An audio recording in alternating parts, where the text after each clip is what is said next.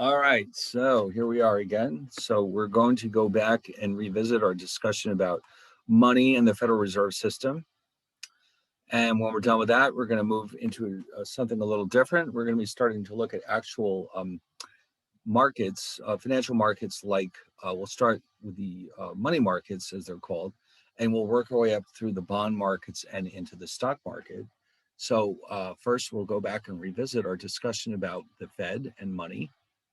So let me get everything open.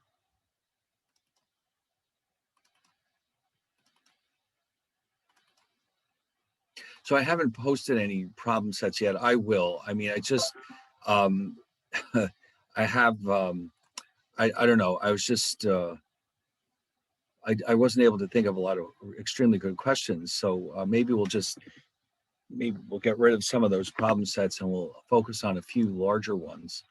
But anyway, so the Fed, now we started to briefly discuss this last time. We're going to be looking at the Fed in this chapter, but we started out by looking at money itself because, of course, the whole purpose of this chapter is to understand monetary policy. This is really what we're after, although the Fed has a lot of other duties as well. It's surprising how much influence they really do have in the economy. I mean, they really are involved with so many different areas. They don't actually create, they don't get involved with taxes or spending or anything, of course, but they do cover a lot of other areas in the economy that really give them an extreme amount of influence over what's going on. So we start out by briefly looking at money and what factors or what features are required for an asset to be considered a form of money. And we saw that there are a lot of very interesting forms of money that have been circulated throughout history. And like some of us, one of our favorites was the Spanish dollar, which of course could be cut up into 8 equal pieces, which is how they came to be known as pieces of 8. You can see they can go up to 8 slices. After that, I guess it wasn't really practical. So 8 pieces it is.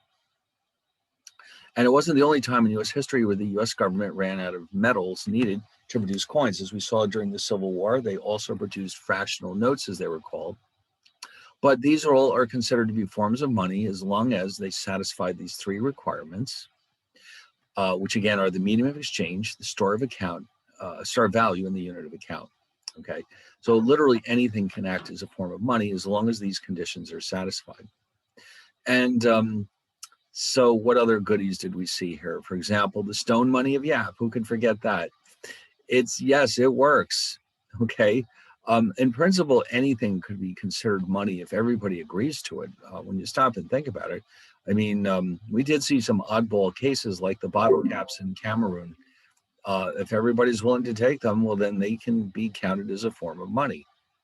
The stone wheels, well, even though they're kind of hard to move around, there's no need because we all know which stones belong to who. And so it doesn't really matter where they're kept. It's kind of an interesting situation. That's why every economics textbook in the world mentions the stone money of Yap sooner or later, because it's kind of different. And this is not like going back 5,000 years. This is, going on in the current time. So, by the way, if you're interested, they do own one of these at the Smithsonian in Washington. And so if you want to stare at it, in fact, the Smithsonian has a surprisingly extensive collection of currencies from around the world, including a lot of these really oddball you might see on the internet.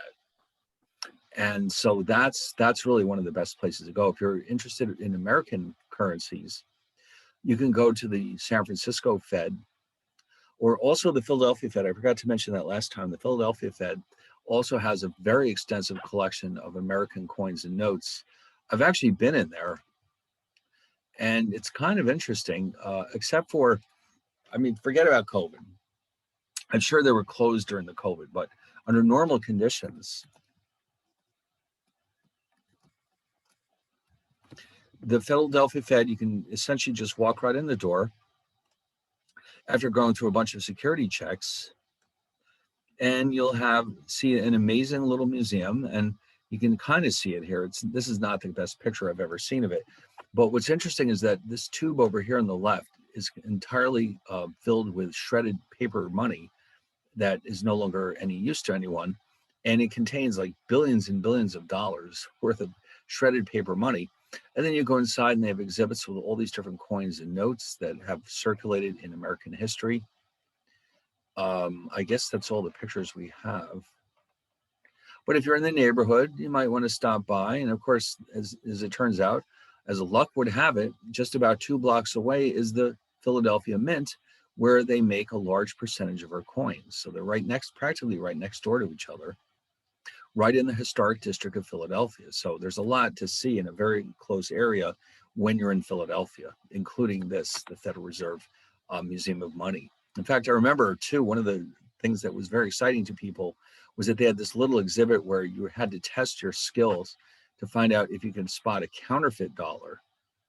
And I can tell you, it's not easy. And there were actual counterfeit dollar bills in there, hiding in there with the real ones, and you had to pick them out. And I think I got less than half of them right, because it's just not that obvious. But now technology is catching up with those counterfeiters, and all kinds of cool things are being introduced into our money to prevent counterfeiting. And so they have to stay a step ahead of the technology. And so you can see,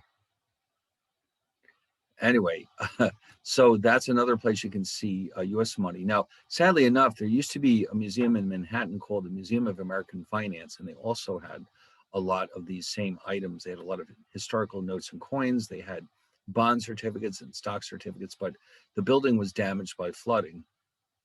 And here it is, like 3 or 4 or 5 years later, they're still looking for a new home. So we'll see how that goes.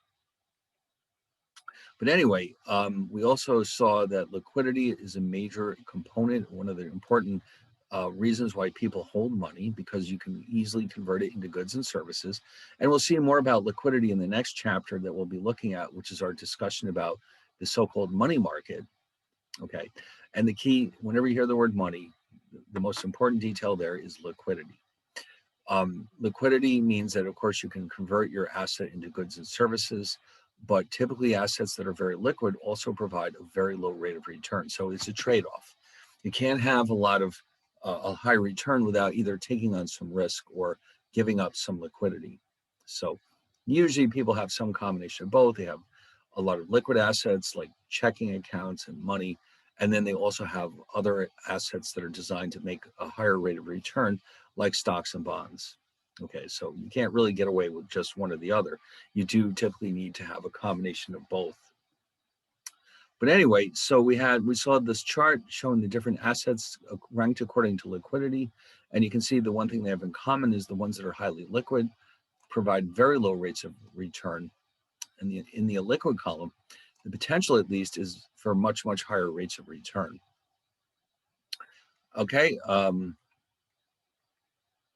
Then we also mentioned the unit of account, the barter, which of course is what took place before money was invented. And that meant that goods and services had to be traded directly for each other. And you can probably imagine how awkward that must have been. So anyway, and then we looked briefly at the website for the San Francisco Fed. We saw some very interesting examples of historic notes. Now, we also started to briefly consider the money supply itself. Now, the money supply is more or less under the control of the Federal Reserve System. Not completely, because the size of the money supply depends on the behavior of the banking system and individuals, as well as the Fed. So in other words, sometimes what will happen is, if the economy is doing very poorly, banks might have funds that they could lend out, but they may choose not to because of the risk. And when that happens, it's very difficult for the money supply to grow. Same thing with individuals. If individuals suddenly decide that they want to hold a lot of cash, that slows down the creation of money in the economy. And so the Fed doesn't really control any of that. The Fed, as we'll see in a minute, controls something called the monetary base.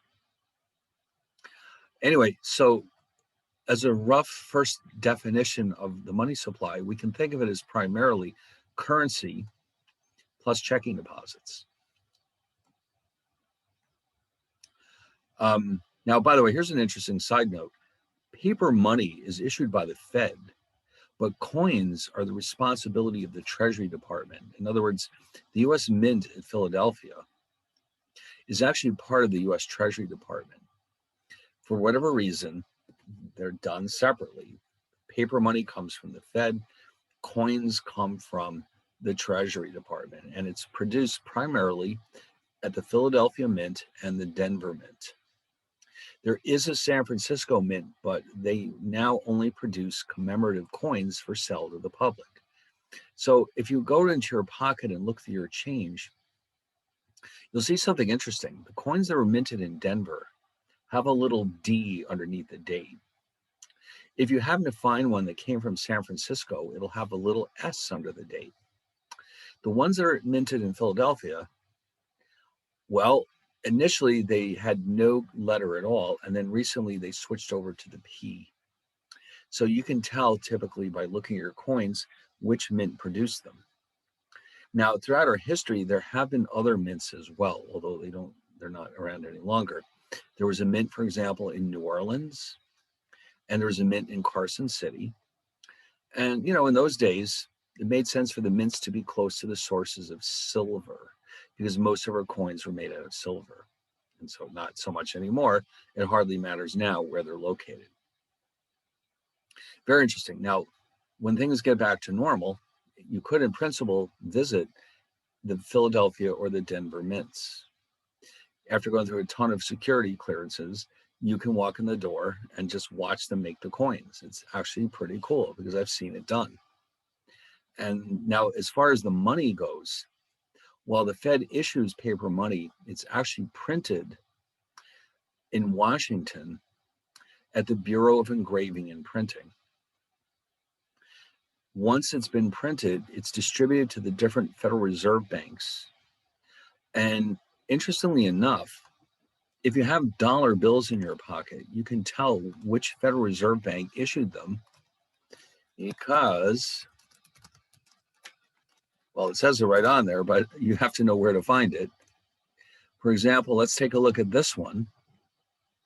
So if you look over here, this B tells me that this came from the New York Fed. And if that wasn't clear enough, it says underneath it in tiny, tiny, tiny little print, New York. Let's see, it actually says the words New York, New York. Now, interestingly enough, look at this. This $1 bill, they're charging $2 for this $1 bill. The only thing I can think was it must be in perfect condition, absolutely perfect condition. But let's see if we can find another one. Here we go. This is E. This came from Richmond, Virginia, the Richmond Fed. There are 12 different Feds scattered around the country, and at least on the ones, you can tell which one issued that note by looking at that seal on the left of George Washington. The one on the right, of course, is telling us that this came from the Treasury. Well, it says the Department of the Treasury on it, even though the Fed issued it. And typically the signatures come from the Secretary of the Treasury and what's called the Treasurer of the United States. On the back, of course, you have some really wild stuff going on here. For example, that pyramid, I'm not sure if anybody, even to this day, knows why that's there. But underneath it, there's that Latin phrase, Novus Ordo Seclorum, which means a new order for the ages. Ooh, that's pretty appropriate, don't you think? And then on the right, we have the great eagle there. He's got in one claw 13 arrows, and the other claw has 13 olive branches, one for each colony. The thinking here is that he's saying that I'll make peace with anybody, but don't mess with me because I have 13 olive branches, but I also have 13 arrows. And then, of course, across here it says E pluribus unum, which means out of many, one. Oh, there's so much good stuff on this dollar bill. What's interesting about US paper money, though, is that unlike most countries, they're not only all the same color, more or less, but they're all the same size. If you've ever traveled abroad, you may have noticed that in other countries, like in England or in any European country, the larger denomination notes are physically larger than the smaller ones. Most countries, that's how it works. Here, they're all the exact same size.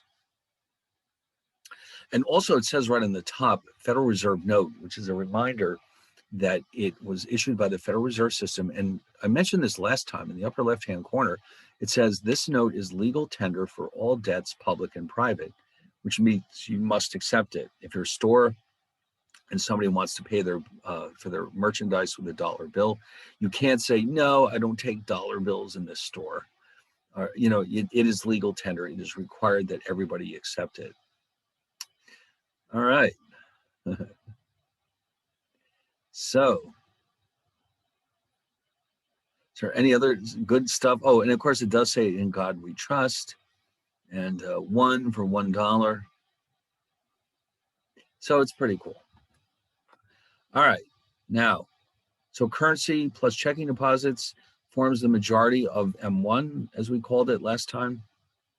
But technically, it includes also what we call traveler's checks, which you may have never seen before, and negotiable orders of withdrawal. That's a type of checking account where you're getting a slightly higher rate of interest, but you have less flexibility with your checks. So that all adds up to M1. Now, we did mention last time, too, that recently the Fed redefined, and it was like earlier this year. Here it is, February, there it is, in February. It will be redefined to include all savings deposits with existing data revised back to May 2020. Why are they doing this? Because apparently the whole point of measuring money is because they believe that it has a strong connection with economic activity. In other words, they need to be able to tell if the money supply does this, what's likely to happen to interest rates? What's likely to happen to the size of the economy? What they were finding was that these old definitions were no longer very strongly correlated with economic activity. Now, a lot of that has to do with technology. What does that mean? Well, remember in ancient times, before we had ATMs and before everything was paid for with credit cards, people carried around a fair amount of cash with them. What was the only negative thing? Well, if you needed cash, how did you get it? You had to go to the bank to get it. And what if the bank is closed? Well, you're out of luck, because there was a time when banks were only open Monday through Friday, 9 to 3. So now you can do anything you want. There's, you switch money from one account to the other, blah, blah, blah. You can go to your ATM and get money at midnight, or you can deposit checks in by using your phone. So the connection between the traditional M1 measure and the economy was getting weaker and weaker. So at some point they made the decision we should update what we mean by M1, because otherwise it's going to be more difficult to carry out monetary policy. So what they've essentially done is made it broader than what it used to be. They've included more assets in it. I'm sure they just did a lot of studies to decide how to do this. They didn't just randomly decide, oh, what the heck, let's just throw savings accounts in there. Okay, so yeah, it's becoming more and more difficult for the Fed to carry out monetary policy. So one of their strategies was to change the way they define M1. So if you look at this series that goes all the way back probably to the 50s, it's no longer being counted by Fred, which is the economic database of the St. Louis Fed.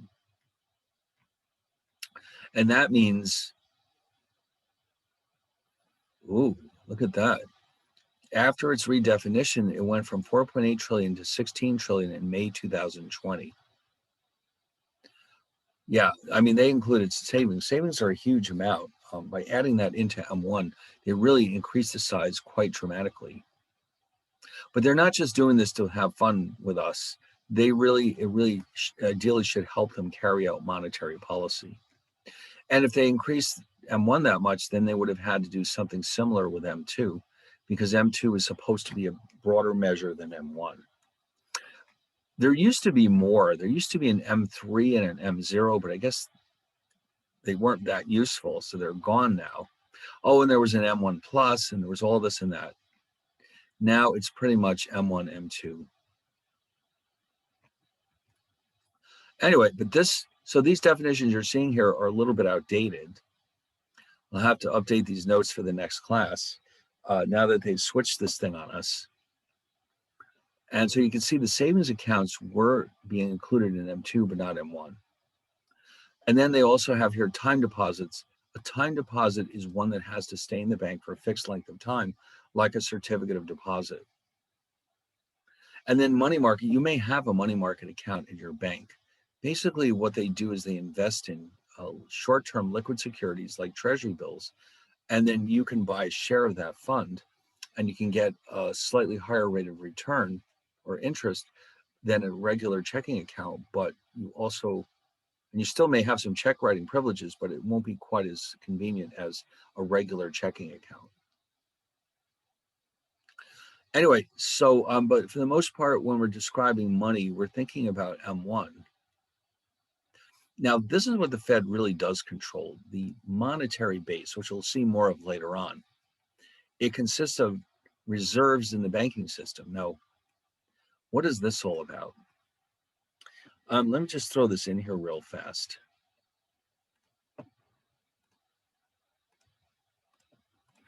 The banks are normally required to hold a small percentage of their deposits, usually checking deposits, in an account with the Fed. These funds are known as reserves. The purpose of this is to ensure the safety of the banking system. In other words, imagine if every bank lent out every nickel worth of their deposits. What happens if somebody wants their money back? Then we have a bank panic or bank run. We can't have that, okay? So the amount is not very large. I seem to recall that it was only about 3% for intermediate-sized banks, and about 10% for the larger banks. So the money sits there. Now, the reserves do earn a small amount of interest.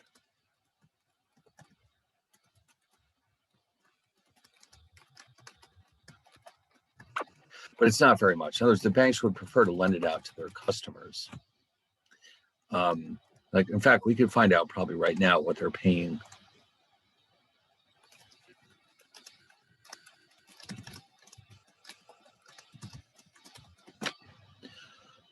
They're paying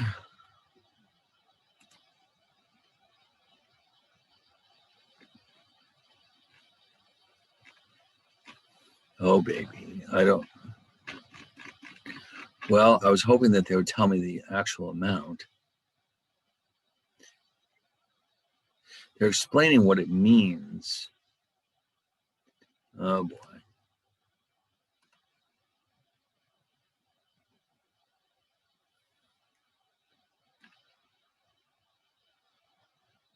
Oh, here we go.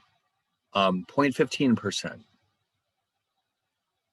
Does that sound like a lot of interest? 0.15%? No, but it's better than nothing. In fact, the Fed used to pay nothing on these accounts until fairly recently. In fact, they mentioned in here somewhere, October 2008. So for all those years, the banks received no interest at all. So 0.15% is not much. This is why the banks try to lend out as much money as they can without going over their limit. Okay, but these deposits are called reserves, and they actually belong to the banks. But they're required to keep the money with the Fed just in case something goes horribly wrong.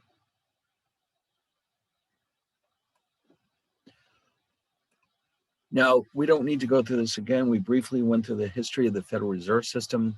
It was created in 1913 after a long layoff without any central banks in the United States.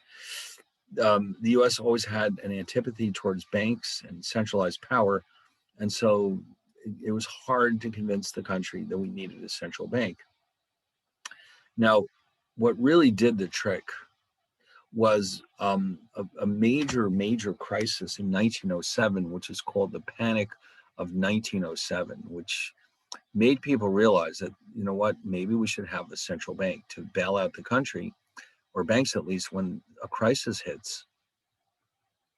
What happened in 1907 was that JP Morgan and a lot of the other big time bankers got together and they essentially used their own money to guarantee the deposits of the banks so that customers wouldn't all run to their banks and try to take it all out and create a banking crisis.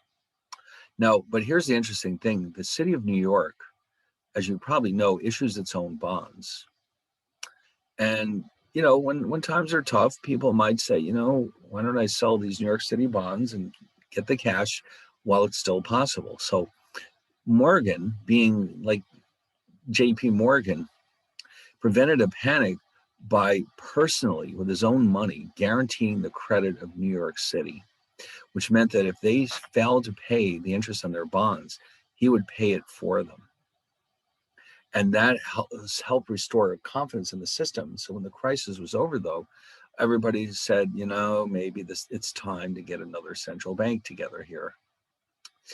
Now, it wasn't easy. I mean, I'm sure there were a lot of constitutional issues that had to be addressed and all, but that was it. But just think how wealthy you'd have to be. Your own signature is enough to guarantee the credit of New York City. I wonder if even Jeff Bezos could do that today. I don't know. But anyway, Morgan, he was rather instrumental in the U.S. financial system, and in fact, he was involved in a lot of other areas too that aren't generally known about. Like he created U.S. Steel, for example, and I think General Electric as well. I mean, he really was involved in everything. And he was supposed to be in the Titanic, but he got sick at the last minute. But anyway, so the Fed has many jobs, including they regulate the banking. They're the ones who regulate that banking system. They're the federal regulators. The states do it too, but they're the primary regulators. They decide what the banks can do and not do. Lender of last resort, they've needed to do a lot of that in the last 20 years, I must say. So the banks are running in trouble. They go to the Fed and they get loans. As we've already discussed, they issue currency, and they, in fact, there's a warehouse somewhere in New Jersey where all the old worn out dollar bills go and get shredded up. And I was watching a documentary about it with one of my classes, and it's really just over the river in Jersey. And dollar bills wear out really quickly. In fact, the average US dollar bill, $1 bill that is, only lasts about 18 months. And so when they're too worn out, the banks take them out of circulation. They send them off to the Fed, and the Fed gives them new ones in place. But then they shred them up. And then in a lot of cases, they put them in little bags and get them out as souvenirs, because once they're shredded up, they're not worth anything. In fact, if you've got a torn dollar bill in your wallet, as long as you've got at least 51%, it's still valid. After that, forget it. All right. It's no good. And then, of course, they conduct monetary policy, but there's more than just that. I mean, they're the ones who, when there's a real crisis, they have to step in and decide how to keep the system going. And they had to do that twice within recent years, once for the credit crisis of 2008, and then again for the COVID. I mean, they had to jump in and say, you know, what can we do here? So one of the things they can do is they can offer to buy assets from the banking system, like, for example, loans that are not really being repaid, things like that. They can provide them with cash. They can do a lot of things. The point of it is to maintain confidence. They don't want people panicking. Okay, they want to make sure that the system is able to continue functioning even when some disaster is taking place, like COVID. So, you know, whenever there's a disaster, they always get right out in front of it. They make an announcement. Oh, look, everyone, don't worry. We've got all this liquidity we can lend you. Don't panic. All right, we're there. And, they've done a pretty good job because let's face it, that credit crisis of 2008, if that had been as badly handled as the Depression, we could have had another depression. The Fed in the 1930s was very new at this game, and they apparently did a very, very clumsy job of dealing with the depression. So they've learned a few things since then. Anyway, so yeah, a lot of economists believe that the Fed was really one of the most responsible for the depression being such a disaster.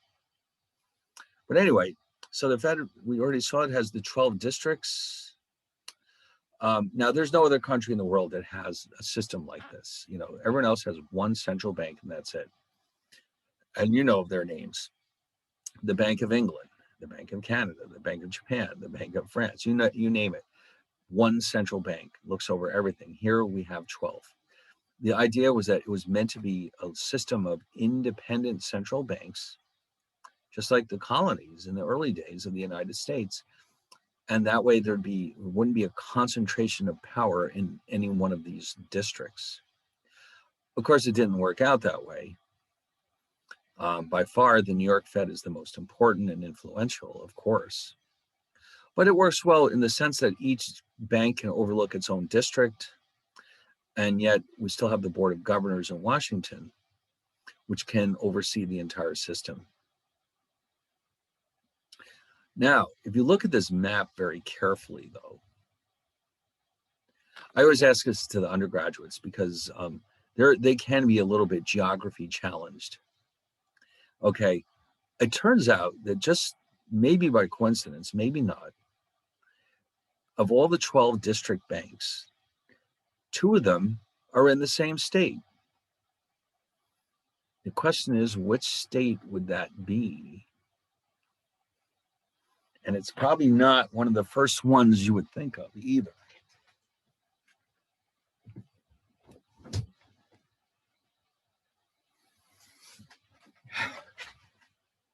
Ooh, it's not going to be easy.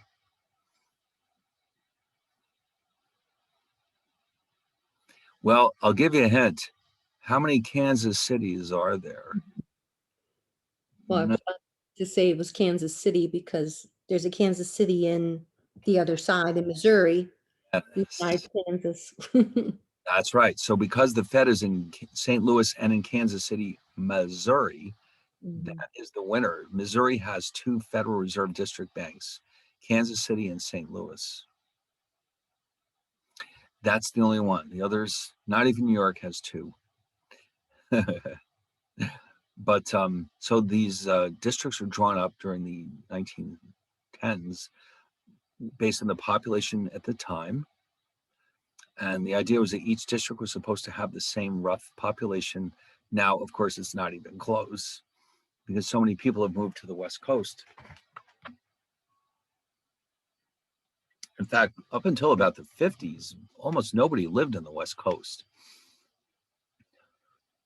And so it was very sparsely populated. That's when it really got started. Now, under normal times, you can actually arrange to go on visits of these different banks. Like I was saying before about the Philadelphia Fed. I don't know how long it'll take before that starts up again. But I've been to the New York Fed, and it's quite an interesting place to be because, first of all, it was meant to look like a fortress. I mean, the building itself, if you've ever seen it, it's on Maiden Lane in the Wall Street district. It's about 2 blocks from the New York Stock Exchange. It looks like a big castle. That's what it looks like, and it's by design. Well, all right. It's not so easy to see it with that one. But it's very elegant, very old worldish, and designed by some very, very famous architects whose names I've forgotten. But the big attraction, I think, did I mention this last time? The gold. Oh, okay. Ooh, well, there you go.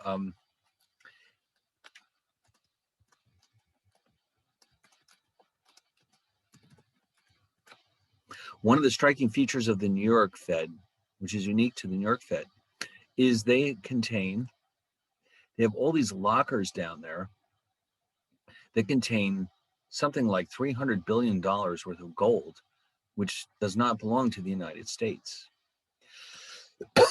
So what's it doing down there? How did it get there? Okay, each bar weighs 27 pounds, and this is monetary gold. It was meant to be originally used for gold coins, and so it has a very high level of purity.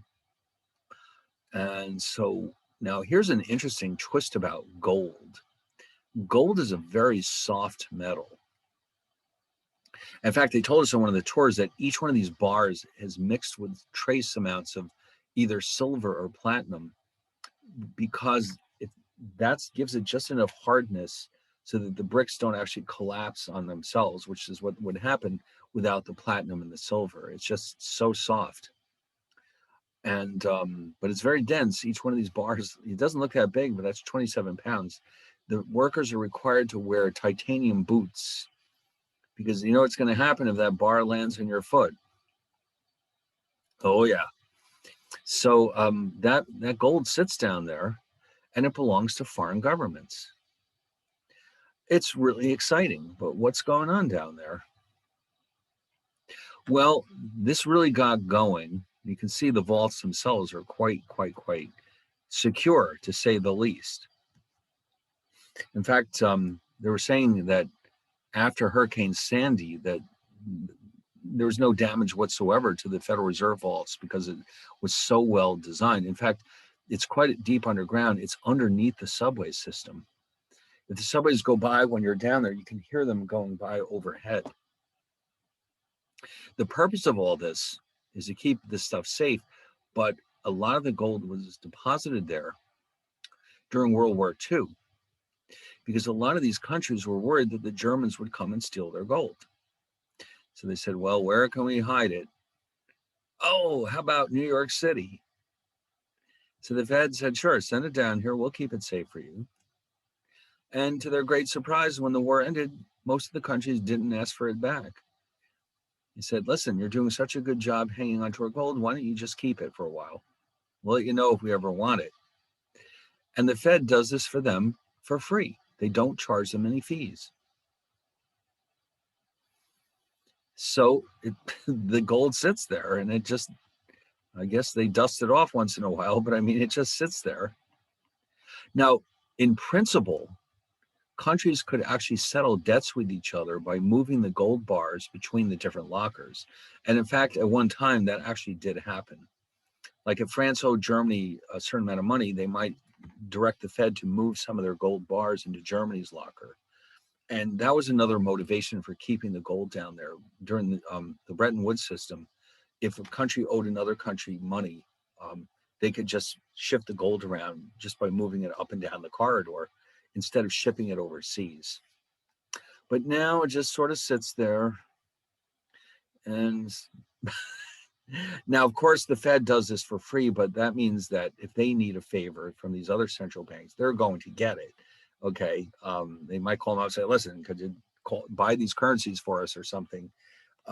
So yeah, it's like, I guess you could think of it as professional courtesy, something central banks do for each other. But the public, when they allow tours, can go down there, you can look at it.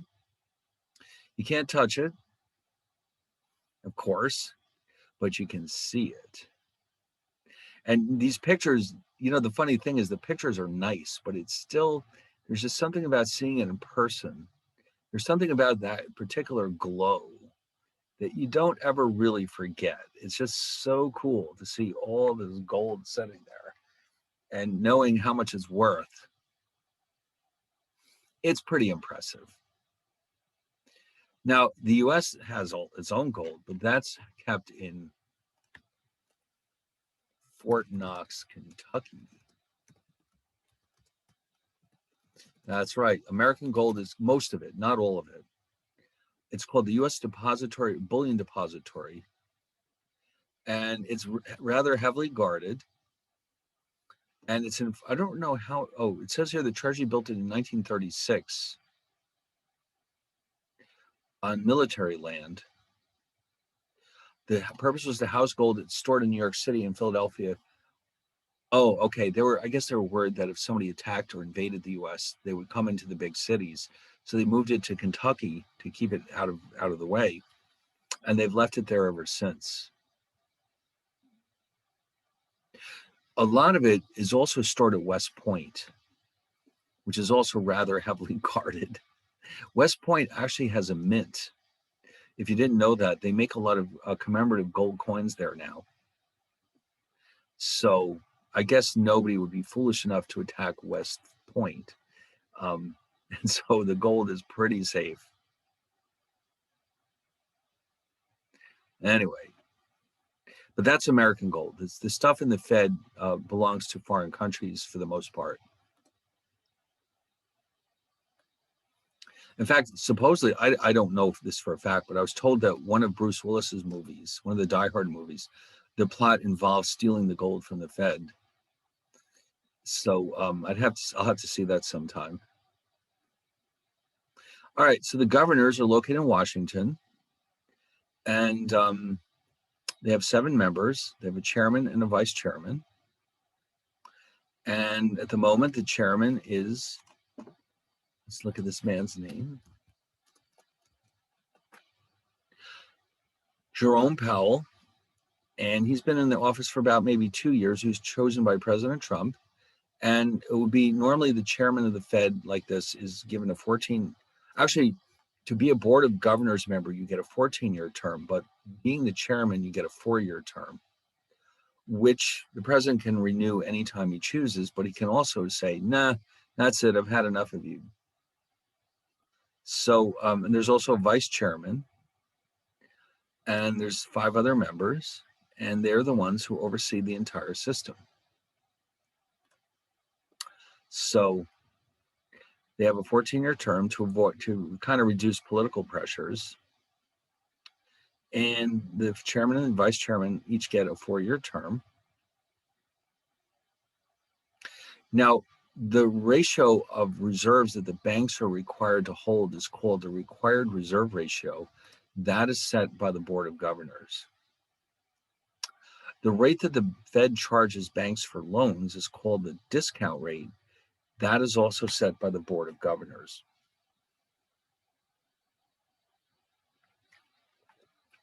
And they also are the ones who regulate the banking system. But the really influential group, the one that everybody's always talking about, is the Federal Open Market Committee, because they're the ones who get to carry out monetary policy.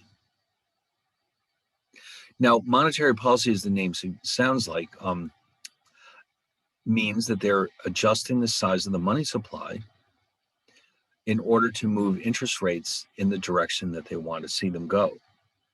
They may want the rates to go up, they may want them to go down, but the way they do that is by changing the money supply. That in turn will influence the level of interest rates in the economy. So the Fed's control, as you can see, over interest rates is actually quite indirect. And it's not like they can flip a switch and say, all right, rates go up by X%. It doesn't quite work that way.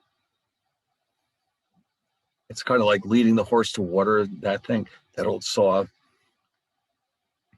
So they can lead the horse around, but the horse has to decide when to drink. All right.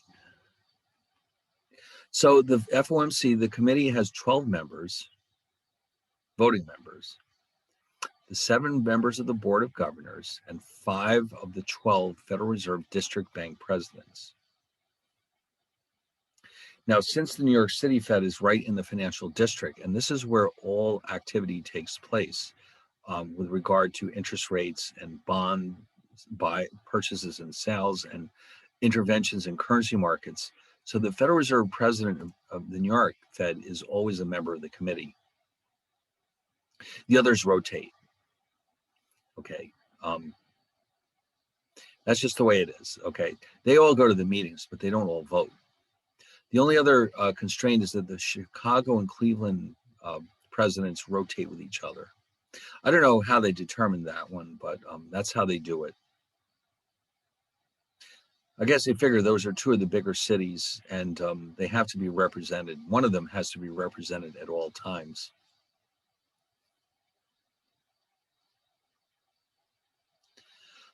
Well, now, the Federal Open Market Committee is the one that chooses the federal funds target, which we'll discuss more in a few minutes. Let me just briefly mention here, so it makes more sense.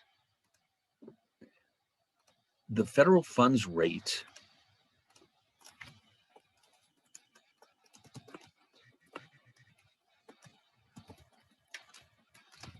or sometimes the Fed funds rate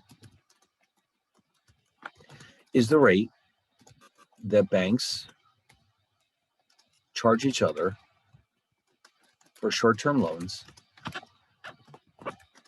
of reserves.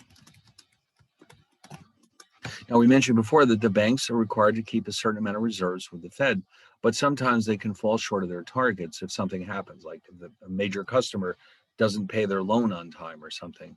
So what will happen is, in order to avoid getting hit with fees by the Fed, the banks will borrow what they need from each other. And the Fed funds rate is the rate that they charge each other. Okay. So the current rate is really low. It's like close to zero.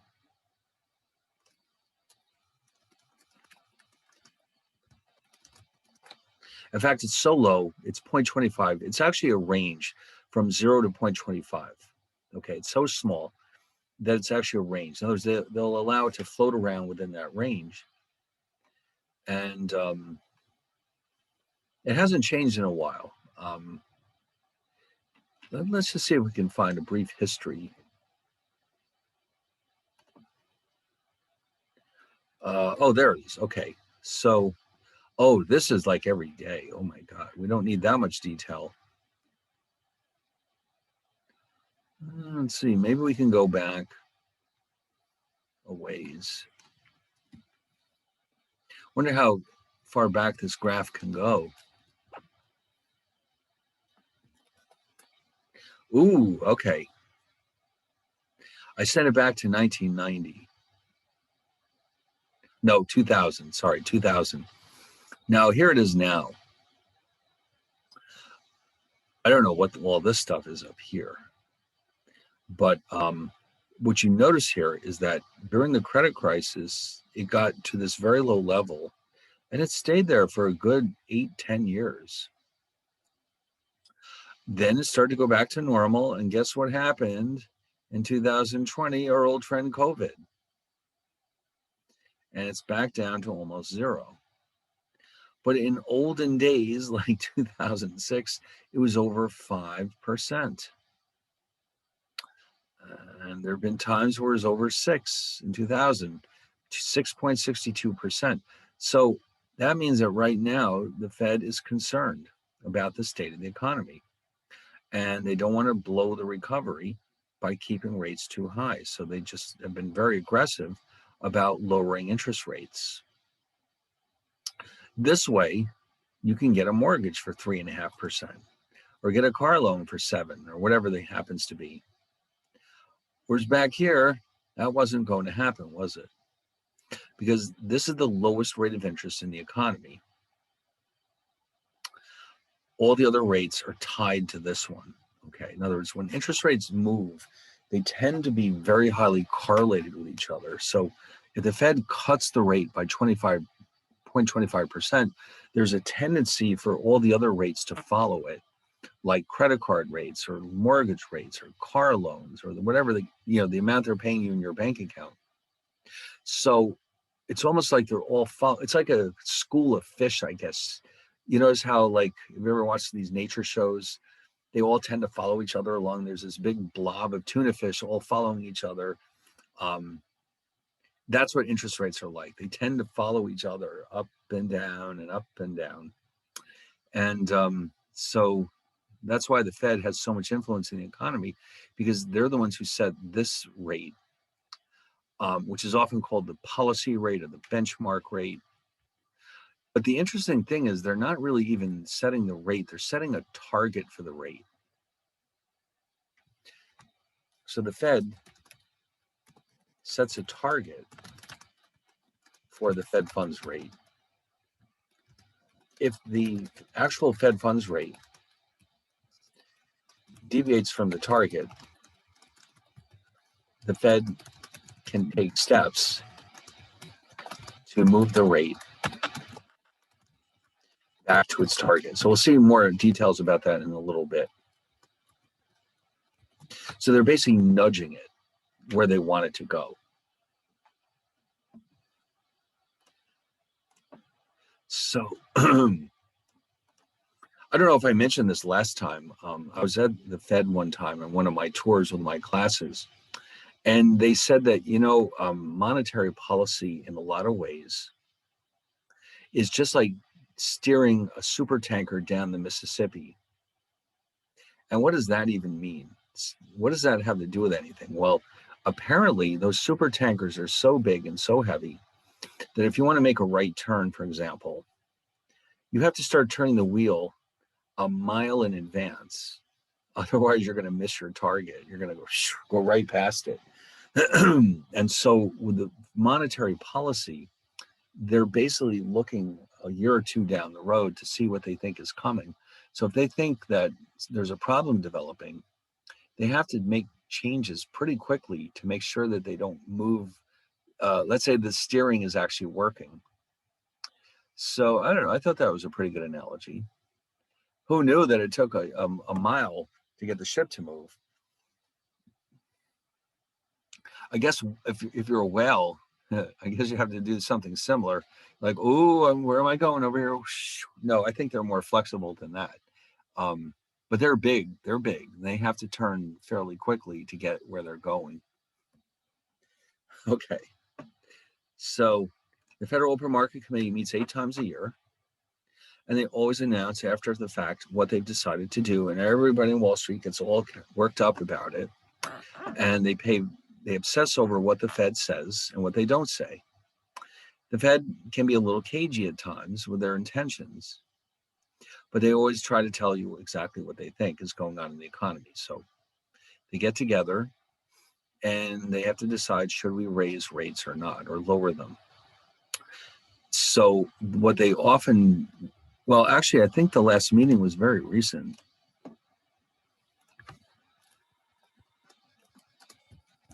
Just a few weeks ago, as a matter of fact. And it was June 15th. There you go.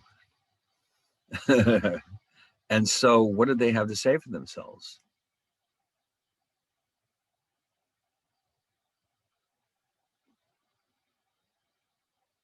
So they're telling us that they're seek to achieve the maximum employment and inflation at the rate of 2% over the long run. In other words, they want the unemployment rate to be as low as possible, consistent with a 2% inflation rate. And so up until now, that's been pretty much the case. But they want to make sure that people don't start to expect higher inflation in the future, because that'll affect their market behavior. And so they've decided at this meeting that it wasn't quite time yet to start raising rates again. In other words, the economy hasn't recovered enough yet to justify raising rates, but they will at some point when it starts to get back on its feet again, at least to levels that were more normal, like here, up around 2%, as recently as July 2019. Okay, so once they start to see signs that the economy is booming again, they'll say, okay, here we go, turn the ship. Okay, that turn is coming a mile away. All right, now monetary policy, as we've said, consists of regulating economic activity through the control of credit and money. Now, of course, the goal of the Fed, well, actually, the number one goal, although I have many goals, the Fed's top priority is to prevent inflation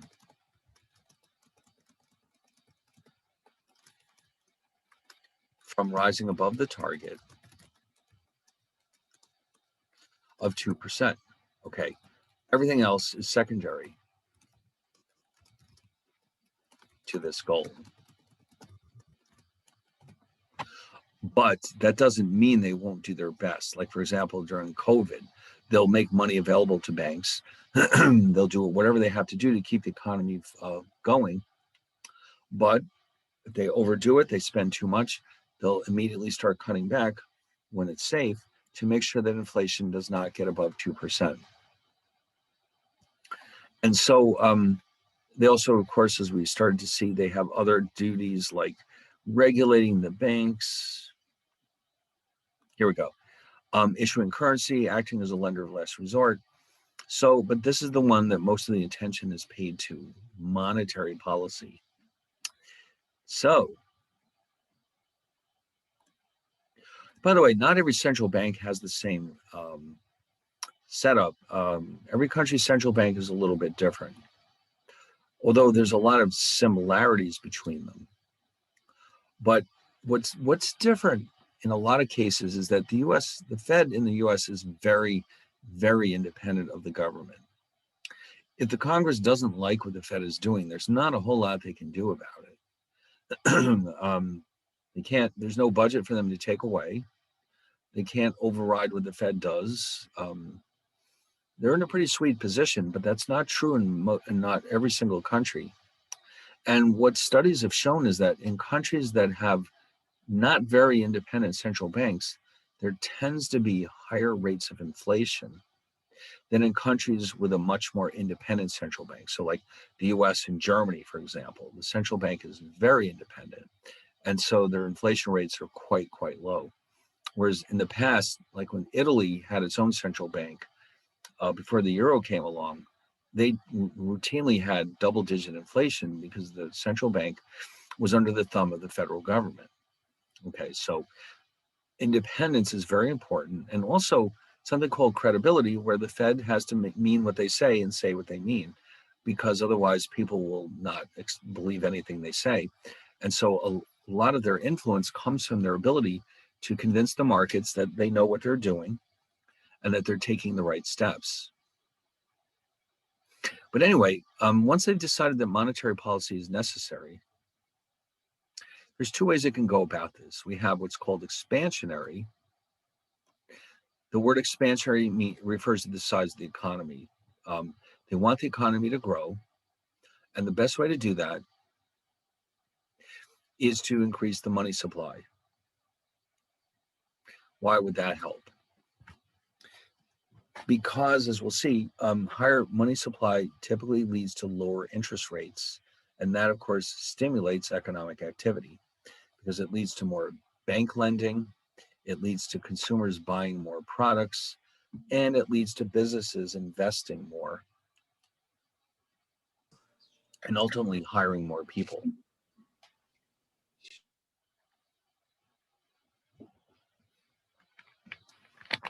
And now, like if the economy is a little sluggish, like right now, the policy that they have out now would be defined as expansionary. Rates are as low as they're going to get. Theoretically, now what's interesting here is that if we're down in that range from 0 to 0.25%, how low can they go? It used to be kind of like conventional wisdom that interest rates can't go below 0. But that's not necessarily true. Starting the mid 2010s, Sweden had negative interest rates for about 4 or 5 years. And Switzerland briefly had them too. In fact, I think what we should do now is look at a chart about countries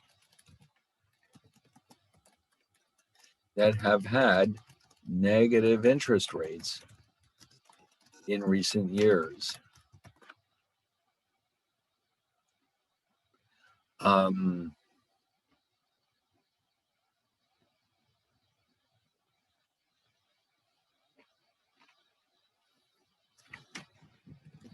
Oh, let's see what they have to say. This is Bloomberg.com.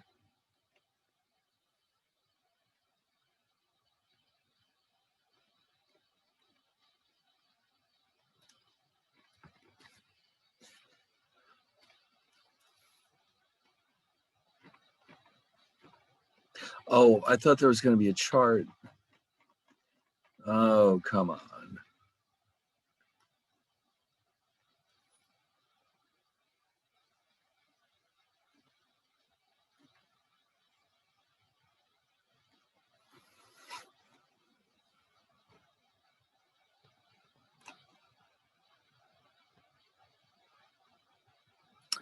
All right.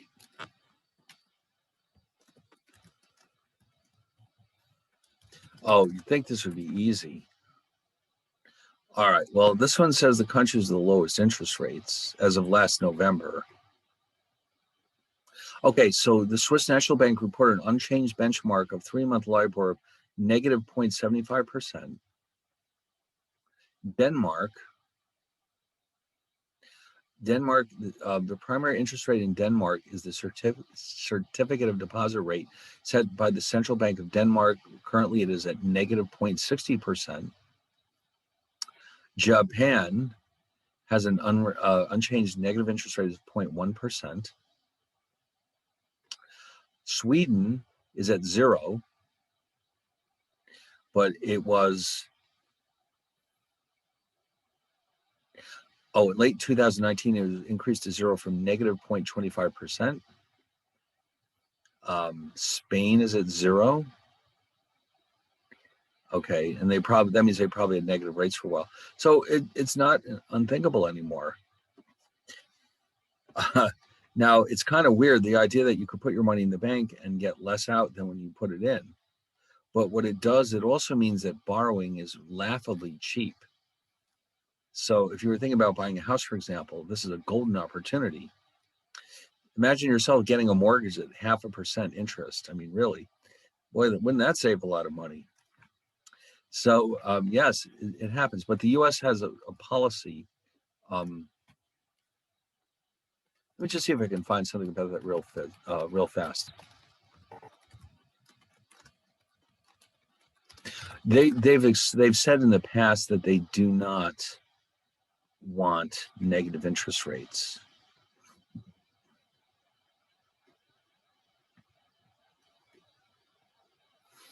Well,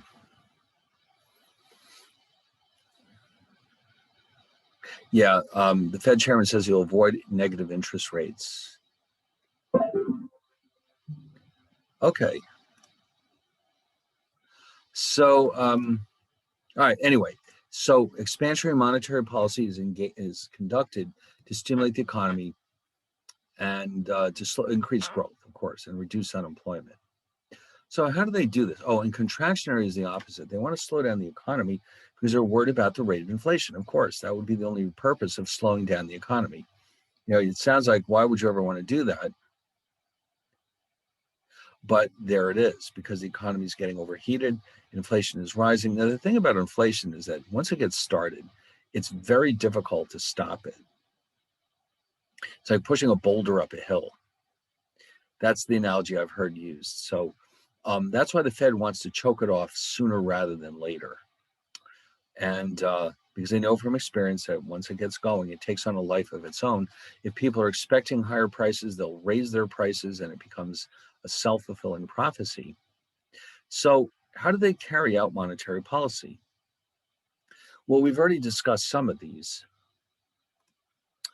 The discount rate, for example, that's the rate that they charge banks for loans. In fact, let's see what that rate is right now. It's probably about 0.5%.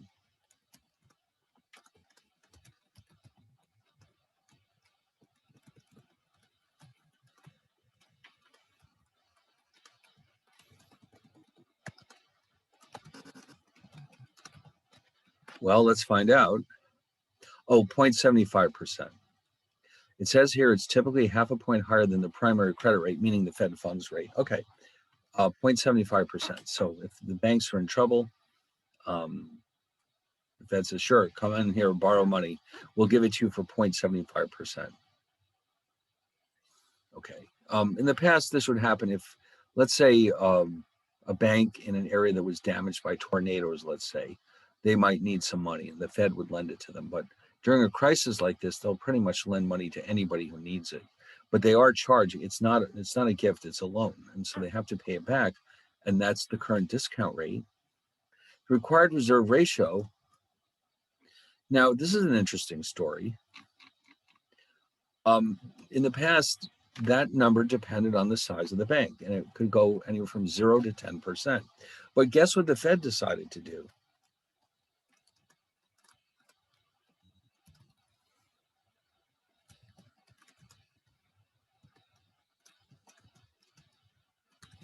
Because of the COVID, they brought it down to 0 as soon as this thing hit in last March. So in other words, right now, although I'm sure they'll change that very soon, the banks don't have to hold any reserves if they don't want to. It's 0 for all banks, not just the little banks, not just the big banks. All banks at the moment have a required reserve ratio of 0. So they can decide if they want to hold any reserves or not.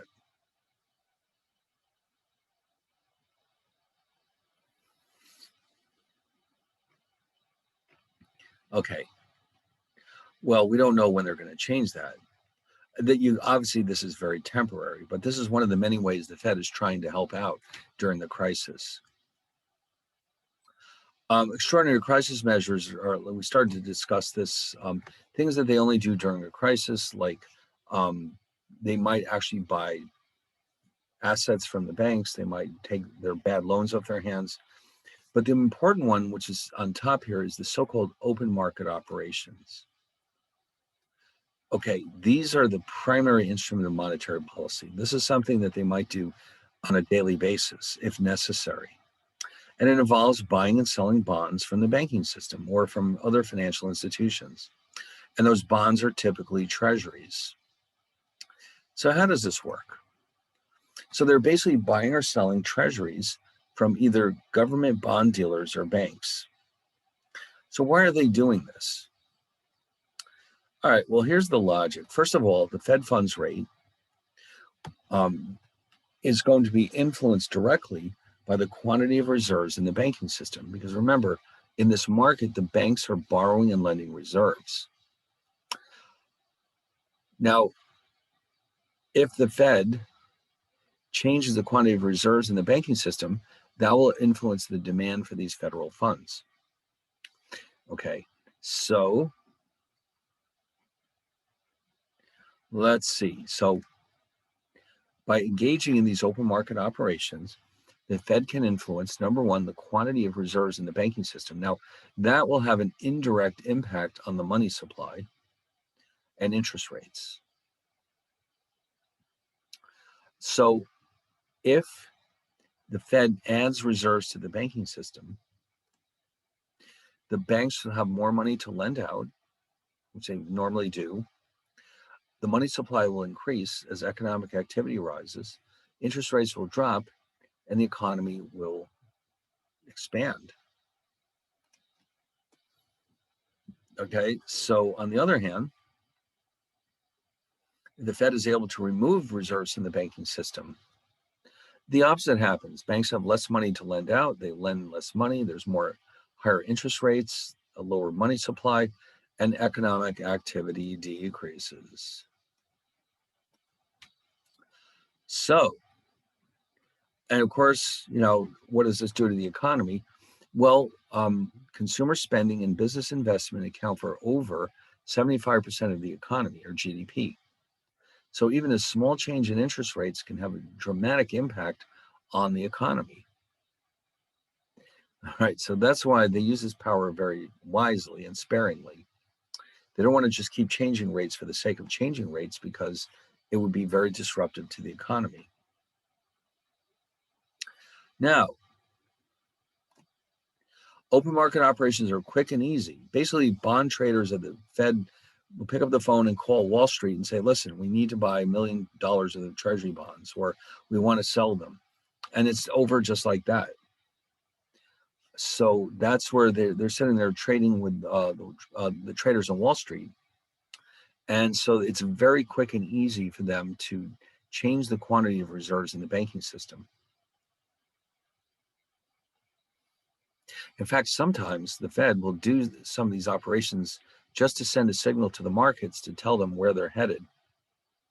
So these open market operations are an extremely effective instrument of monetary policy. They work very well.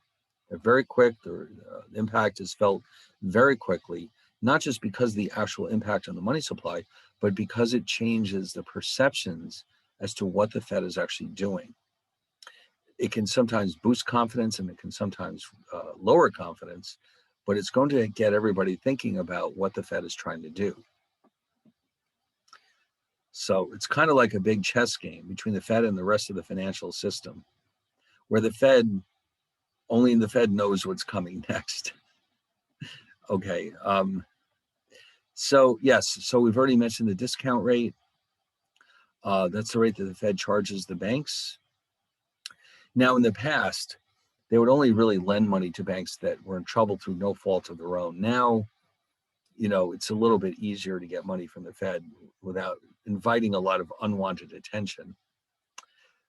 So the banks are less reluctant to borrow from the Fed than they used to be. And of course, the required reserve ratio, we've already discussed this. The percentage of checking deposits that the Fed requires the banks to hold, they can keep deposits of the Fed in the form of reserves, but vault cash also counts. Now, how much cash do you suppose the banks keep these days? It's not a lot. In fact, let's check this out. How much cash does a typical bank have on hand? Banks keep only small amounts of cash. Very small banks may only have 50,000 on hand. Larger banks might keep 200,000 or more. Because why do they need it?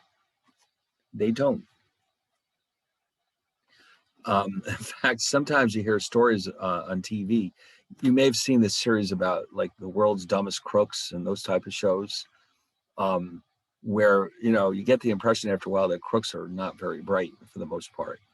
And you hear these cases where it's like somebody will rob a bank with a gun, risking 10 years in jail, and they'll get out of there with like $2,000.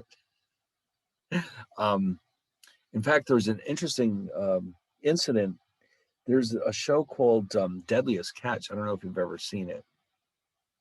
It's about crab fishing in the Bering Sea. And so one of the ships hired this guy to work on the ship. And it was pretty clear he didn't have a whole lot of skills, and they were pretty tired of him by the time the season was over.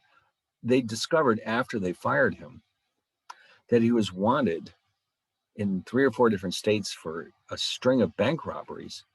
And it turns out that it took him like 4 robberies to get a total of like $12,000. And he ended up getting like 9 years in jail for that $12,000. What an idiot. Not to mention that he went on TV, and so where everybody could see his face when he's wanted in 4 different states for these different bank robberies. So, the banks are just not hanging on to a whole lot of cash back there. And why would they? It's just too dangerous. And who wants it? But anyway, but that counts as towards their reserve requirements. And so if they hold more than they need to, they're called excess reserves. And the total of required and excess reserves are sometimes called desired reserves. But they want to keep this down to a minimum because, again, they're losing the opportunity to lend this money to customers at a much higher rate than what they're earning from those reserves. Oh, here it is. This is what it used to look like until it was changed recently. A bank whose deposits were in this range, up to $15.2 million, they did not need any reserves. 15.2 up to 110.2 million, that went up to 3%. And then finally, if a bank had more than $110 million worth of deposits, that went up to 10. That's as high as it ever got. Okay, now the Fed almost never changes the required reserve ratio because it would be like, imagine if every year the government announced, we're going to change the retirement age. This year it'll be 66. And then next year they say, no, let's put it back to 65. Then the next year they say, no, let's try 69. I mean, how would that affect your financial planning? So the Fed would basically say here, no, we're not going to change this. We're going to leave it, and that's it, unless there's a crisis, which of course we have now. And then finally, these extraordinary crisis measures, which basically were invented during the credit crisis, because before that, the Fed never had to take any of these steps, because that was one of the worst crises we've ever had. And so, of course, that was triggered by a housing bubble, and that was made a lot worse by the credit derivatives, which enabled financial institutions to buy very risky assets that they normally wouldn't have. And a lot of them end up losing a lot of money, of course. So the Fed started this process called quantitative easing, in which they basically said, listen, if you have any dead loans on your books, we'll buy them from you. All right, we just want to make sure you have enough liquidity to carry out your normal operations. All right, so just to wrap this up a little bit, the open market operations are the most often used, most flexible, and most effective tools of monetary policy. Discount loans are used less frequently and have a much smaller impact, because these are really decided on a case-by-case basis. These are like banks that are in temporary trouble, and they just need a little extra liquidity.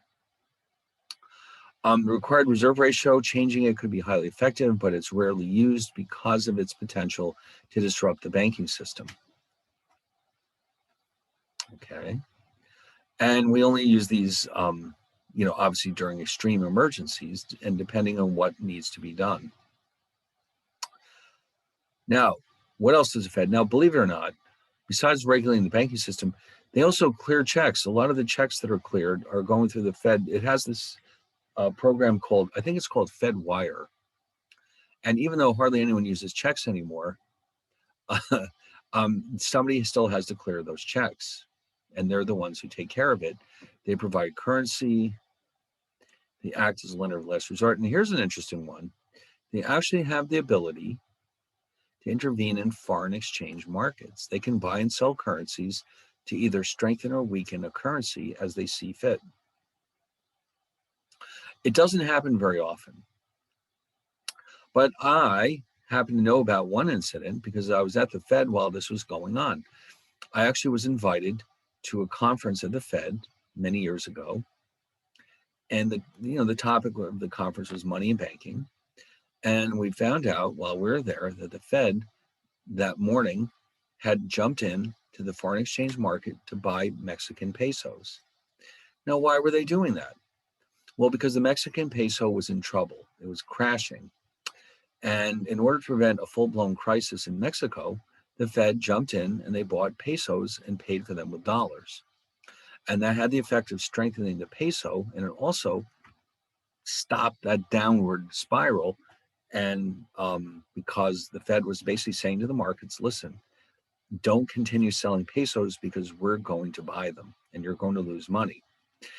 They wanted, because sometimes what happens with currencies is that they get into these little tailspins, and then they start to take on a life of their own, and they can lose a lot of value very, very quickly, even if there's no real reason for it.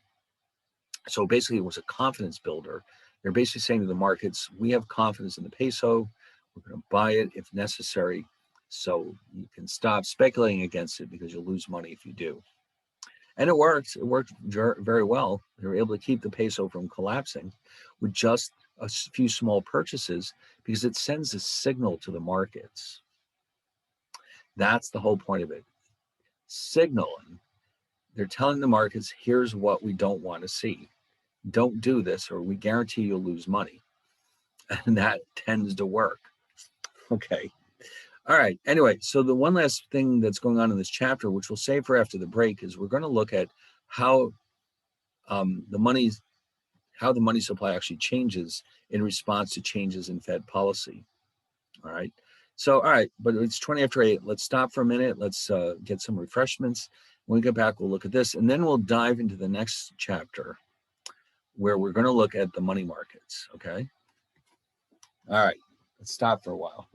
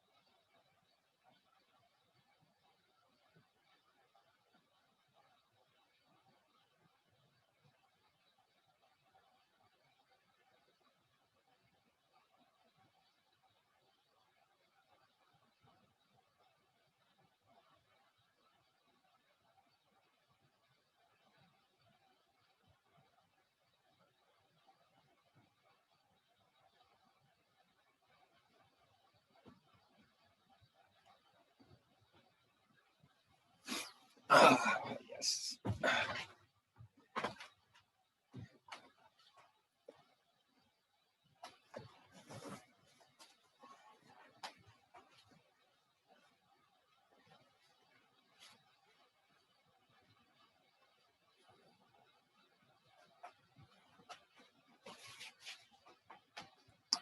All right.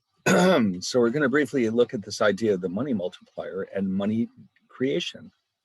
So the money multiplier shows the change in the money supply that results from a change in the reserves in the banking system.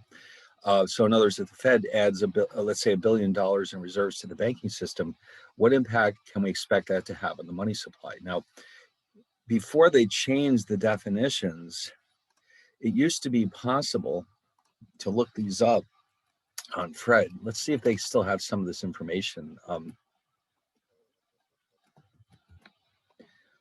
M1 multiplier, well, they've discontinued it, but they might still have some information for us. So in other words, in normal times, the M1 money multiplier was anywhere from 3 down to maybe 1.5. After that crisis, it fell down and it kept staying at very low levels. It did briefly rebound up to 1.2, but you can see they've stopped it because it no longer is relevant because M1 itself has been changed. So the multiplier is no longer valid. They may come up with another one. But one of the consequences of all this technology, as I mentioned before, was that the multiplier itself was becoming less and less reliable. So that if the Fed did change the quantity of reserves in the banking system, it was much harder for them to predict what that would do to the money supply. But anyway, in principle, this is how it's supposed to work. So the money multiplier depends on several key factors, including the required reserve ratio, the reserves that the banks would like to hold, and the currency that the public would like to hold. Okay, so we're going to have some variables here that we need to define. R is the reserves that the banks want to hold. C is the currency in circulation. D represents checking deposits in the banking system. M is the money supply, and MB is the monetary base. All right, so we already know that the banks, what they call the desired reserves, the ones they want to hold, consist of the required reserves plus any excess reserves on top of that. And of course, we know that the Fed ultimately determines the required reserves through their control of the required reserve ratio. But then, of course, many banks will hold more than they have to. It's like when you keep more money in the bank than you really need to, just in case there's an emergency. All right. So we can define the so-called desired reserve ratio as the reserves divided by the checking deposits in our banks. In other words, if you have, let's say, $1 million worth of reserves and your checking deposits are 20 million, that means your ratio is 1 out of 20, which is 5%. Now, the public, believe it or not, even now at this point in time, may wish to hold some currency, of course. You can't necessarily always use your credit cards, and even then, things can go wrong. You lose them. You can lose a credit card. It can stop working. Things can go wrong. You really should always have some cash in your pocket. But anyway, the amount of currency that the public chooses to hold is often called the currency drain. And because that's money that's not being lent out by the banks to create new deposits in the banking system.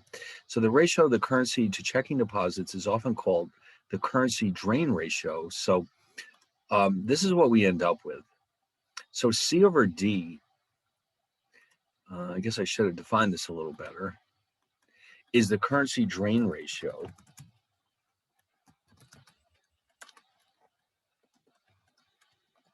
And R over D is the, we decided to call that the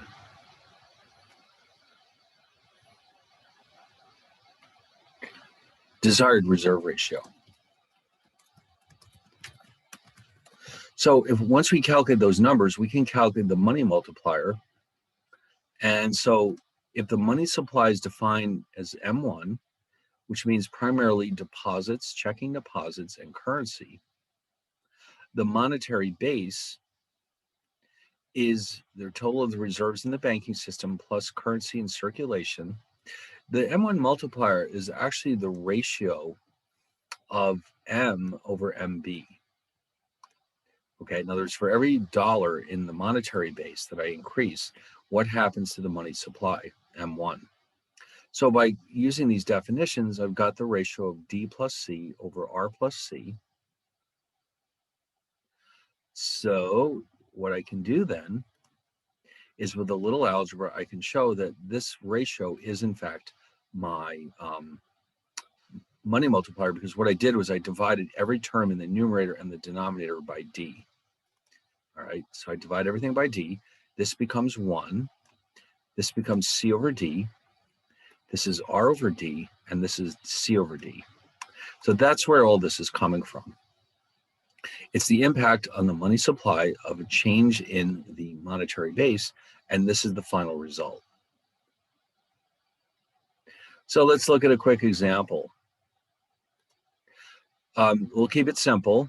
Suppose that the desired reserve ratio is 10%, but the currency drain ratio is 0%. The public is not really interested in holding a lot of currency. So if we plug in those numbers, and remember, reserve ratio, desired reserve ratio is 10%. C over D, the currency drain ratio is 0. So I plug in all those numbers, and here we go. Now that's a very big money multiplier. It's not, of course, that big, but in this simple example, it shows that if the Fed adds $1 to the monetary base, the money supply will go up by 10. Okay, now that's an important detail, because then the Fed knows how much to add to the reserves in the banking system to keep the Fed, the economy rather, on course with where they want it to be. Now, we can quickly run through how this actually works in practice. This will only take a minute. We're going to run through this example where we're assuming that the Fed buys $1 million treasury bill from Bank Zero. And so what happens here is that we have a balance sheet like we would for a private corporation, and we have assets and liabilities. What's missing here, if you've ever had any accounting classes, you know that normally on the right-hand side, there'd also be equity. But the Fed is not a profit-making institution, or at least not really. It's not supposed to be. So there's no equity listed here. Nobody owns the Fed. So we only have assets and liabilities. So the Fed buys that $1 million treasury bill from Bank Zero. And the purpose of this is to increase reserves in the banking system. So they pay for it with $1 million in reserves that Bank Zero can lend out now. All right.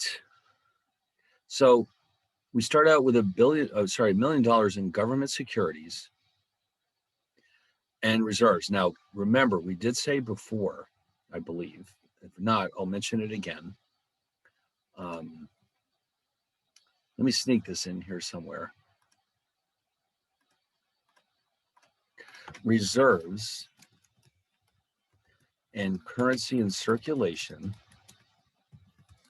are considered to be liabilities of the Fed. Loans to the banking system and treasury securities are assets of the Fed because they own these, all right? If they lend money to the banks, they are expecting to get it back. And that means that would be considered an asset, just like any other private bank. And the treasury securities, they have a huge portfolio of treasuries, by the way, that they've accumulated over the years with their profits. So if they acquire more of them, those are considered to be assets. They'll be added to the asset side of this balance sheet. In fact, why don't we just quickly go to the internet for a second. What is the value of the Fed's holdings of treasury securities? And it looks to me like it's $4.3 trillion. Okay, that's a lot of money. $4.3 trillion that they've accumulated over the years. Every time they have a profit, they use it to help reduce the national debt, and they do that by buying treasuries. So that's one of the consequences of Congress spending every penny in sight. The Fed acquires those treasury bills to help cover the deficit.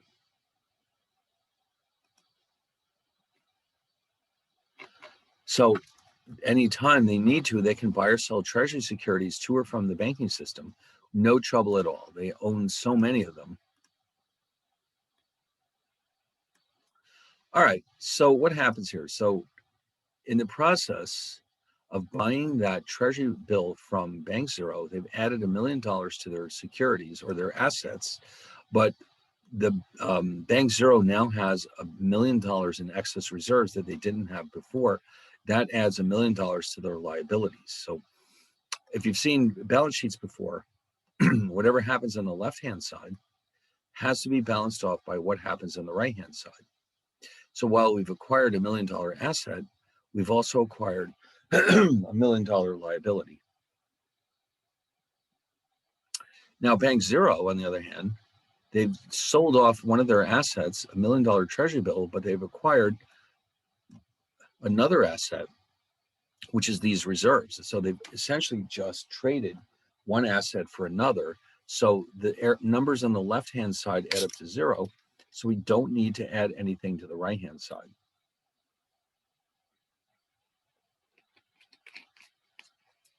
Well, now what do they do with that money? Well, if the required reserve ratio, let's see. Oh, these are, no, they were given to the Bank Zero by the Fed. So they can lend it all out now to a customer. And let's say they do. So a customer walks in the door and says, oh, please, Bank Zero, lend me $1 million. And they say, sure. So the $1 million is a loan, is an asset. And they set up a checking deposit for the customer, which contains the $1 million. So they've gained an asset and they've lost an asset. They gained an asset and they gained a liability. Now, the corporate customer writes a check to a supplier. And because they're using this money to buy office equipment. So once they write that check, that is deducted from Bank Zero's reserves. So they've lost an asset, but that checking deposit, which was a liability of the bank, is also down to zero. So they end up with no reserves, no excess reserves, and no checking deposits from that deposit. Now, the corporate customer paid for all that office furniture. The office furniture company takes that money and deposits it with their bank, Bank One. So Bank One has acquired $1 million worth of reserves and the liability, which is that $1 million checking deposit that they received from the office supply company. Now, if there's a 10% required reserve ratio, Bank One now has not just $1 million in reserves, but we can further subdivide it into 100,000 worth of required reserves and 900,000 worth of excess reserves. And guess what? They can lend that out to another customer. So they do exactly that. They now have a loan of 900,000 and they add the 900,000 to the checking deposits, which they've set up for the new customer. The customer uses this money to buy raw materials from a steel producer, let's say, who deposits these funds at Bank Two. Bank Two now has, Bank One, their checking deposits are back to $1 million, and their excess reserves are also at zero rather. So they have new reserves that they didn't have before, 100,000 and 900,000. Bank Two has this money now because they received this check from the steel company. And what can they do now of these reserves? 90,000 are required reserves. The rest are excess reserves, which can now be lent out. So what you're starting to notice is a pattern here. Let's go into bank 3 and see what happens. Oh, I guess I didn't go that far. So what happens is each bank that gets involved in this process, their increase in deposits goes up not quite as much. Their increase in loans goes up not quite as much. So what will happen is eventually, as the amount keeps shrinking, we'll end up in the entire banking system with an increase in deposits of $10 million, of which $9 million is loans and $1 million is reserves. So what that means is that our multiplier of 10 from before, you can see that when we have no currency drain and a required reserve ratio of 10%, the multiplier is 10. So when we have the Fed buying $1 million treasury bill from bank 0, the money supply ultimately goes up by 10 times that, or $10 million. And that's exactly what happened here. Okay, so now if the banks did hold any excess reserves, or if some of the customers decided to keep the money in the form of currency, then that would have significantly reduced the multiplier. But it didn't happen, did it? No. So altogether, the multiplier had its full impact of $10 million due to a $1 million purchase of a treasury bill. So this shows, although obviously the effect is much more dramatic here than it is in practice, that when the Fed changes the monetary base, typically through changes in reserves, it has a magnified impact on the money supply. And in this case, you can see with $10 million more in the circulation, interest rates should be dropping. People should be borrowing more money to buy goods and services, and businesses will do the same thing. They'll invest more than they have before. And so the economy should start to be stronger because of that one transaction by the Fed. All right. So anyway, here's what we're going to do now. Now, I looked at the book and I realized that chapters 4 and 5 are sort of exactly what we've done here in my chapter 4. So rather than spend more time with the Fed, given that, already this is the 4th week of the class, what I decided we should do is instead jump on to 6, where we can at least start looking at the first of our many financial markets, which is the so-called money markets. Okay, we start here because this is where we see the very short-term securities, and we'll gradually work our way up to the more complex ones. So what's going on here? What exactly is a money market? Well, we're going to be looking at securities that trade in the money markets. These are short maturity, highly liquid assets where there's very little credit risk, if any. This doesn't mean literally money or cash. It means securities that are very close to being cash. Sometimes they're called near monies because they have a lot of the same properties of money in the sense that they're very liquid. And of course, there's almost no credit risk. So formally, a money market security has a maturity of 1 year or less. Anything beyond that is a different category. And why do they exist in the first place? Well, they're issued by borrowers who need to raise money in a hurry, but only for a short period of time. So, for example, a corporation would never use this market to raise money for expanding the size of the company. They might use it because they need to replace all of their computers, let's say, or they may have an opportunity to buy out supplies at a discounted rate or something. It's just for cases where they need a fair amount of money quickly, but they don't need, they'll be able to repay it very soon. So they're selling these securities to investors, and it's understood that these securities, while they're very liquid, are going to provide a relatively low rate of interest or return, but still probably more than you might get in a checking or savings account. So it's an opportunity for investors to earn a little bit more money without taking on a lot of risk. It's also an opportunity for borrowers to raise money in a hurry without paying a lot of interest on it. So it's a very, very large market. So we're going to focus our attention. Oh, and by the way, who's typically buying these things? Large corporations, financial institutions, maybe government agencies, anyone that has loanable funds that are available for a period of a year or less. And that could be as little as 1 day.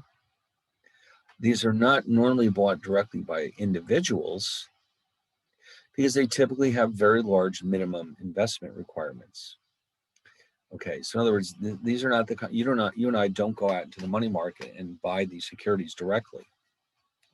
What happens instead is that we can enter into what's called a money market fund or a money market account, which is a pool of money market securities that was bought, and we can buy a share of that pool, and therefore we can get the same rate of return as everyone else and still have very little risk and have a better return than we might get from, let's say, other securities.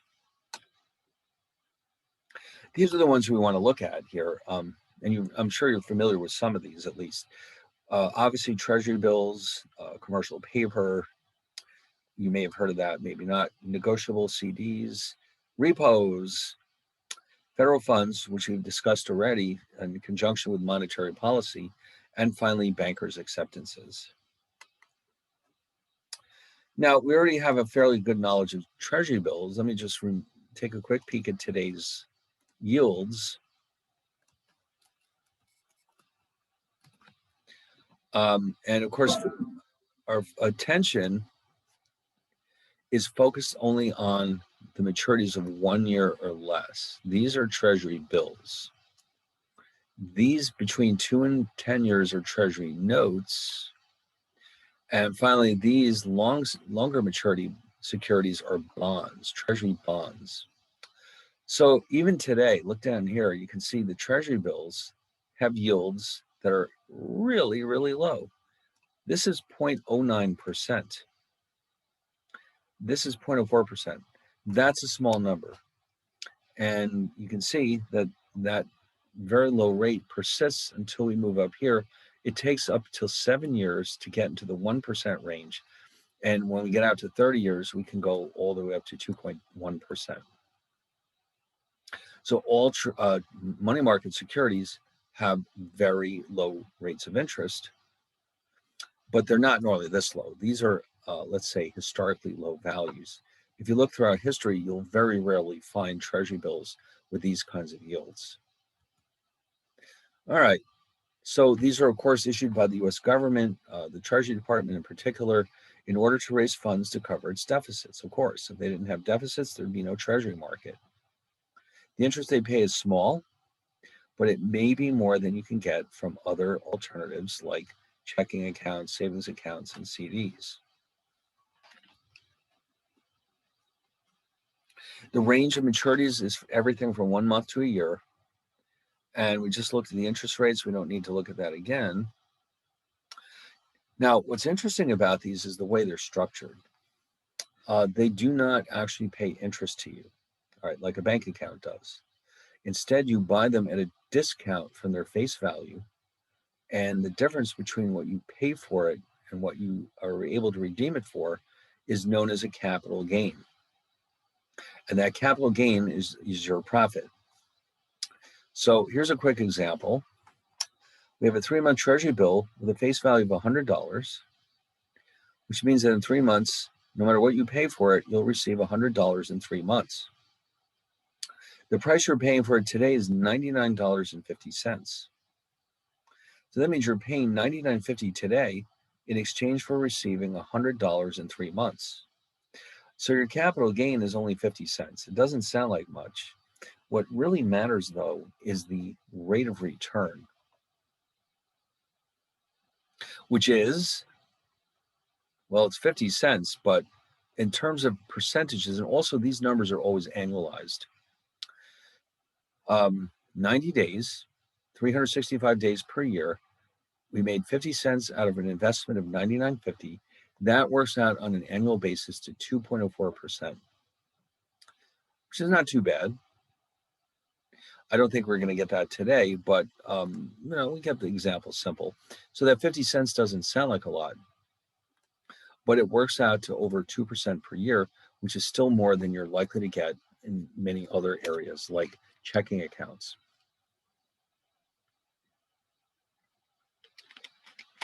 Okay. Now, oh, by the way, every market for interest-bearing securities has a different what we call day count convention. In the Treasury market, each month is counted as having 30 days, but we do use 365 days for the whole year. So that's why I multiplied this by 365 over 90, because we're treating 3 months as 90 days, and the year is having 365 days. All right, so every market is different. Now, one of the great things about Treasury bills is that they're considered to be risk-free, meaning that there's essentially no chance that the government will fail to pay you the interest that they owe you, or in the case of Treasuries, to redeem these Treasury bills on the day that they promised you, because their credit rating is gold. It's as good as it gets, and they don't want to risk that by making late payments. So they will pay you whatever and whenever it takes to make sure that they stay like that, because it's their golden credit rating that makes it possible to borrow at such a low rate of interest. And on top of that, as if that weren't enough, the income from Treasury bills is not subject to state or local taxes. It's taxed at the federal level, but that's it. And that's a lot of advantages. And that's why one of the reasons why the volume of these securities is so massive.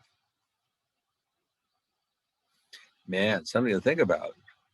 Now, Treasury bills are actually auctioned off to the public every week. What they do is, rather than saying, okay, we're paying X amount of interest, potential buyers, which are usually very large financial institutions, will put in a bid and say, listen, for every $100, we'll pay $99 and let's say 70 cents. And so the high bidders are the ones who get the Treasury bills. And so these financial institutions will take the Treasury bills and either hang on to them, or else they will sell them to their own customers. So if you and I want to buy a Treasury bill, there's a very real chance it's coming from the previous owner. Okay. Although it's not impossible for us to buy directly from the Treasury Department, but often when you buy one of these, it's coming from a financial institution who is keeping this in their account. Now, here's an interesting one, commercial paper. You may or may not have heard of this before. This is sort of an alternative to borrowing from a bank for corporations. Think of it as a short-term bond. So imagine a big corporation needs to raise money in a hurry. Let's say they need to build up inventories. They may issue these securities, which are called commercial paper, but usually the issuers of commercial paper are the ones that have the best credit ratings. It wouldn't be easy for a low-rated corporation to sell commercial paper. Most likely they would do something else, like go to the bank. So these are issued by the banks, not the banks, sorry, the corporations.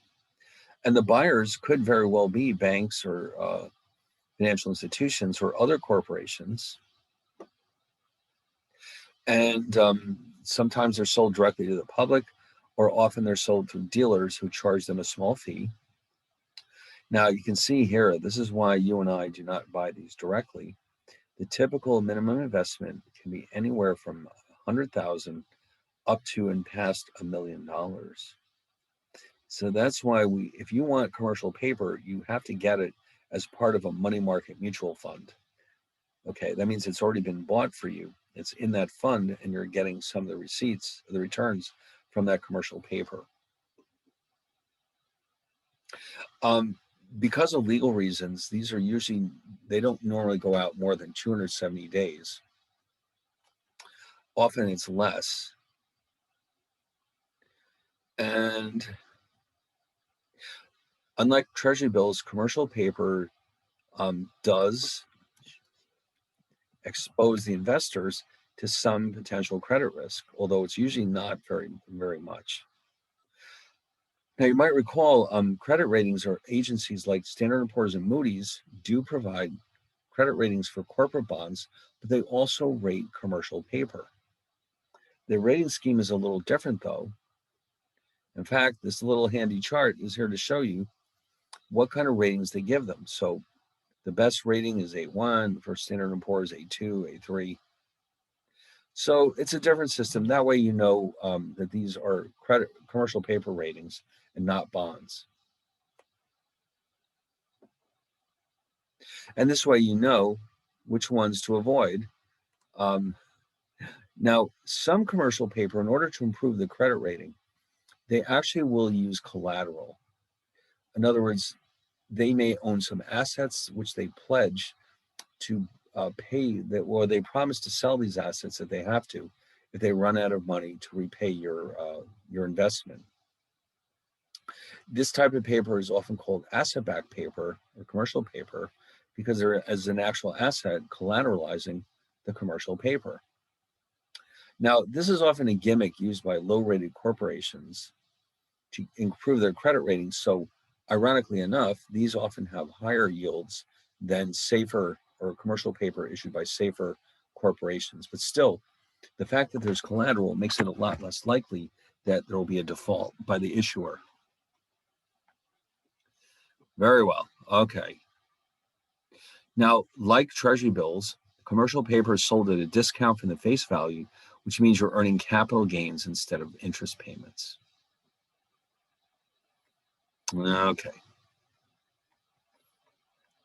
All right, let's look at one more of these. There's still more to come. There's a lot more to come. So let's do one more, and then maybe we can call it a night.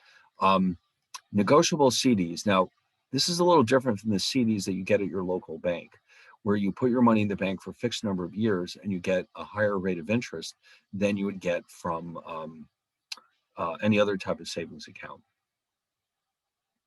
Often commercial banks issue very large CDs that can range from $100,000 to $1 million.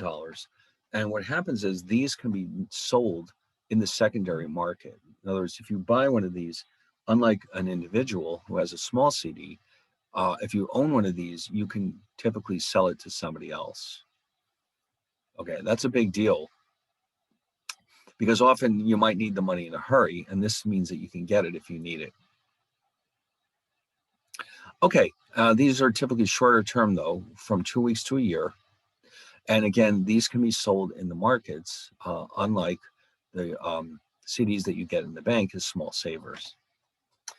All right, now we're going to continue with this, not today, but with all these other securities. And we're also going to look at international money markets, which is extremely interesting, the next time we meet.